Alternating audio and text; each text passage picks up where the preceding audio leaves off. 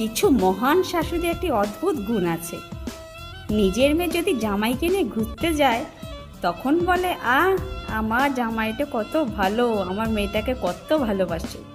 কিন্তু নিজের ছেলে যদি স্ত্রীকে নিয়ে ঘুরতে যায় তখন বলেন, বউ এসে আমার ছেলেটাকে কালা জাদু করে নিল রে, হে ভগবান, বউটার পেছন পেছন ঘোরে। মেয়ে যদি তার স্বামীর কথা শোনে তখন বলে, সংসার করতে গেলে স্বামী স্ত্রীর মিল থাকতে হয়। আর ছেলে যদি স্ত্রীর মতামতকে গুরুত্ব দেয় তখন বলেন, বউয়ের কথায় ওঠে বসে, মায়ের কোনো দাম নেই। মেয়ে যদি শ্বশুরবাড়িতে সুখে থাকে তখন খুশি হয়ে বলেন, আমার মেয়েটা খুব ভালো আছে।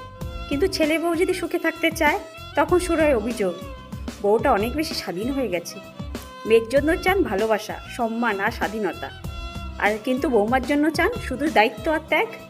ভুলে যান কেন, যেই মেয়েটা আজ আপনার বৌমা হয়ে এসেছে সেও তো কারোর আদরের মেয়ে।